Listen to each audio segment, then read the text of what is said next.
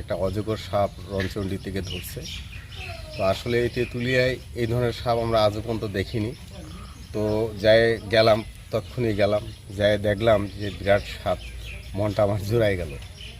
তো এই তেঁতুলিয়ায় এই আমাদের এই পার্কে এখানে অনেক কিছু জন্তু আছে।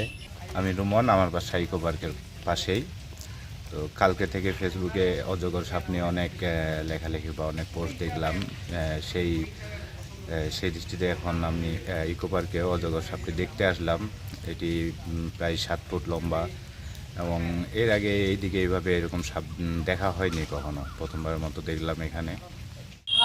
আমি এই যে ইকো পার্কে আসলাম, আমি অনেকদিন পর এই আমাদের এই জায়গাটা কোনো ইকো পার্ক ছিল না, অনেকদিন পর তৈরি হয়েছে।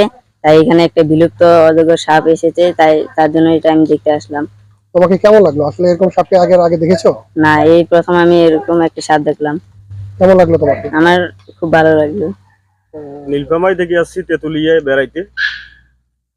শুনলাম যে এই সাপ নিয়ে হচ্ছে এখানে হচ্ছে অজগর সাপ দেখার জন্য আমি এখানে আসছি। সাপটা দেখি বেশ আমার ভালোই লাগলো। ইকো পার্কে একটা অজগর সাপ দেখলাম, ভালো লাগলো। বিশাল বড় অজগর সাপ, জীবনে প্রথম দেখলাম। ঠিক আছে, এরম অজগর সাপ থাকলে আর ভালো লাগবে, এই প্রত্যাশা।